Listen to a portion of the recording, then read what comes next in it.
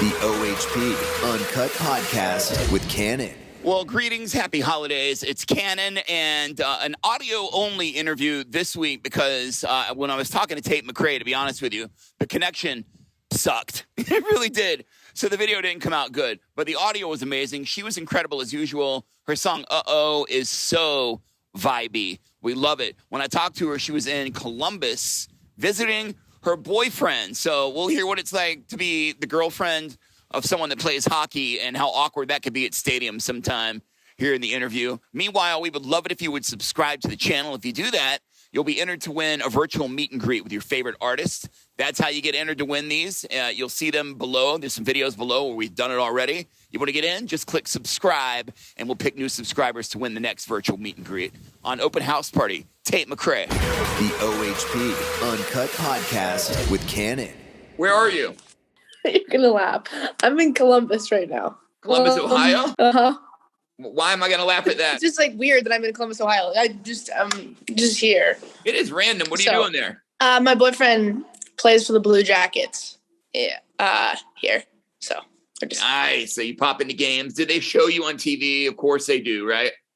I haven't been to a game yet, so I don't know. Oh, yeah. They'll do that. They'll be like, oh, look who's in the crowd tonight. Pop star, singer, songwriter Tate McRae is in the building, and you'll be doing something embarrassing like picking your nose because you won't know you're on. Yeah, I think it's my worst nightmare ever. So I love it. It's hockey season. It's fall weather. Look, it's flannel season. I know you love it too. it's like good vibes. So I'm happy. It is. It's cuffing season, but you've been cuffed. Right. Congratulations on your song going platinum. She's All I Want to Be. That is a massive honor for you. Yeah. Obviously it's nuts when a song goes platinum. I mean, it's just very, very, very cool. So I'm very happy and excited.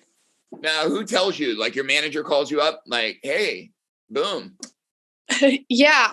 It's just honestly just like a text, like she's platinum. And yeah, you got a cool plaque for it and everything. So it's very rewarding. And I just feel very grateful because I wrote that song by myself. So it's cool to see it, doing its thing.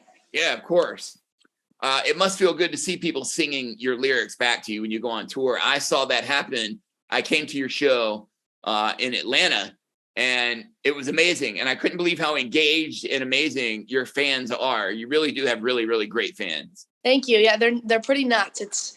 It's really shocking to me always because this is my first like real world tour that I did this year. And it was just like every city I went to, it was just shocking that many people showed up and that many people screamed their heads off. So it was just a blast. So what was the biggest learning experience? What did you take away from your first tour that you're going to remember on the second tour? Breaks are very necessary. I mean, I literally hadn't toured ever. So I basically toured for like 8 months, and by the end I was like, I am exhausted. So it's like making sure that you like take care of yourself in the midst of all of it and go home, see your friends, see your family, and like become sane again and then go on tour. I think that's like the big thing. Otherwise you can literally drive yourself nuts in that bus. Uh-oh, it's blowing up too. Congratulations on that. We're going to play that here in just a minute. Kind of a different song for you, right? So different. It was honestly, it just feels like a new chapter in my life. Like, I feel like it's the last couple of years of my life. I mean, 18 or 17, 18, 19, I feel like you change so much, Mm-hmm. I feel like it's a transformational time. And I feel like now that I'm 19, I have different things to talk about. I kind of just want to like take my music to a different, level where I feel like I'm just touching on subjects I usually don't write about, and just, really making sure that my sound becomes, I challenge myself when I'm in the studio and I'm writing different music. And it's been a very fun process, like writing again, because it just feels like I'm in a whole nother era, I would say. That song's kind of talking about going back to a lover, an ex-lover maybe, and you just keep going back and you get that adrenaline high every time you go back. Why do we go back? Why do we go back? Yeah, you obviously like them in the first place for a reason. So, I mean, I think as humans, you don't just like shut things off. It's like you can't just, I mean, in some cases, some people do, which, you know, you're a psychopath, you can do that. Yeah. But yeah, I think like if you like someone or if you love someone, that feeling of like being in the same area as them, there's obviously going to be like a connection that you two have that like literally no one else has. Yeah. And it's just like, it's a dangerous game. I mean, going back to an ex is like very, I don't know if it's the best situation, but for sure it's like an adrenaline high and it's fun. Well, you remember what Dua Lipa said. What did she say? If you're under him, you ain't getting over him. Something like that. When I heard that line, I was like, that's brilliant.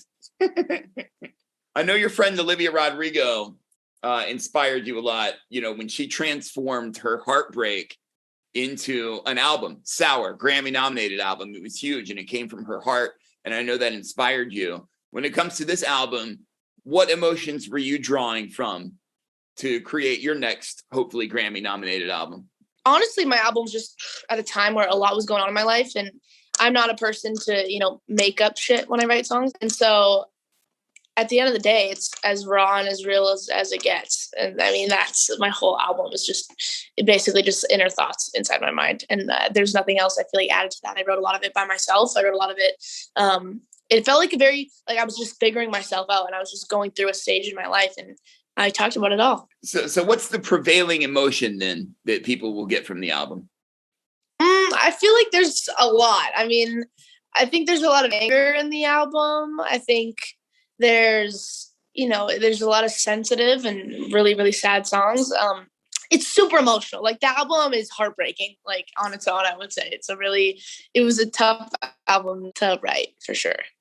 You're really bearing your all when you write songs like that. And then you have to live a personal life where everyone's up your ass and trying to chase you around and figure out who you're dating and all that.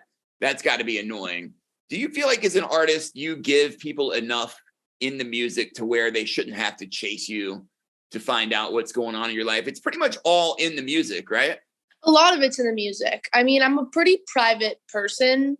I think one of the biggest misconceptions is like, if you post on social media, people will say, oh, you're not a private person, because obviously your life is in the public eye.